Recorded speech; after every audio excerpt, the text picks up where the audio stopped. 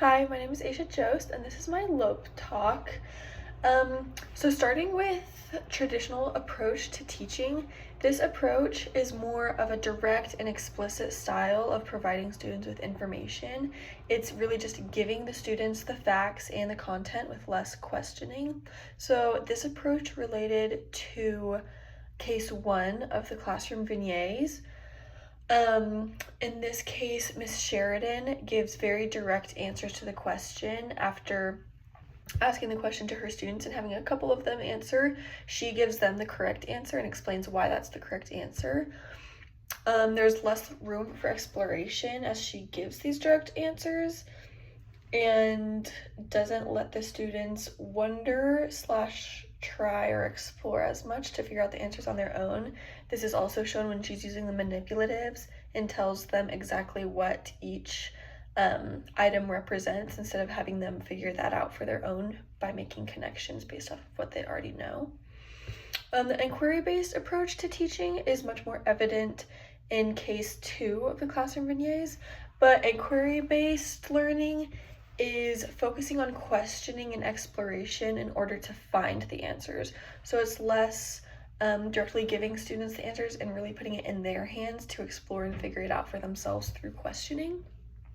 So in case 2, Miss Lee has the students observe the moon phases for a month to kind of build that background knowledge, and then when it comes to using the manipulatives, as a class, they kind of talk and discuss and question to figure out what each item might represent in order to learn more about the moon phases.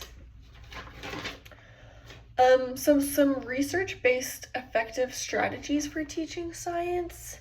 DeRosa of the National Academics of Science refers to 3 main principles that inform how to understand the learning of science, which is important for how to understand the teaching of science. So the first one is that students come in with preconceptions of how the world works, and these preconceptions have to be acknowledged in order for them to learn something different. And if they're not acknowledged, then they are not going to change their way of thinking. So in this case, we have to meet all different students with exceptionalities and everyone where they're at with those preconceptions so that everyone has an equal opportunity to learn the facts that we know. The second principle is that competence in areas of inquiry are only effective when simultaneously having an understanding of factual content or like background knowledge. So having an understanding that students are going to come in with different levels of background knowledge. So some may require more explicit, direct, traditional style teaching in the start to acquire that background knowledge that is important for building off of when learning new content. And the third principle is that incorporating metacognitive approaches allows students to really take ownership of their learning and to better recall information. So this includes goal setting, which is great for students with exceptionalities because they may have different goals than some of the other students in your class. So by having each student create their own goals and take that accountability for their own learning, helps their learning, but also gives each student the opportunity to decide what they need for themselves.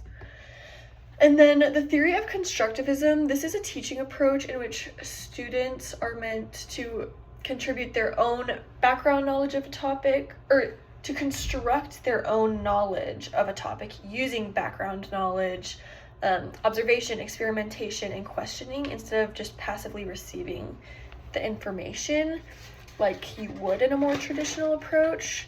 So this does relate very closely to inquiry-based teaching because it discourages more of that explicit instruction and encourages discovery and questioning and gathering your own information. Dr. Steve Olusegun explains it in the terms that teachers cannot just simply transmit the knowledge from their own brains into the brains of their students, but rather that it is most effective to assist students in their learning and discovery for themselves. Moving on quickly, the comparison of traditional and inquiry-based learning I've kind of talked about throughout this video, but in simple terms is that traditional just really provides and gives students that information that they need to know, whereas inquiry requires the students to kind of dig and search and question and discover to receive that information. And that's not to say that explicit instruction should never be used, because there is definitely a time and place that is important. And then culturally responsive teaching practices in science basically is just recognizing the cultural backgrounds of students, and using it to shape curriculum, teaching methods, and learning environment, and understanding that the culture of students may affect approaches. So some students culturally may not be as used to inquiry-based learning, or may not be as used to traditional style teaching. So acknowledging that and just supporting them through that.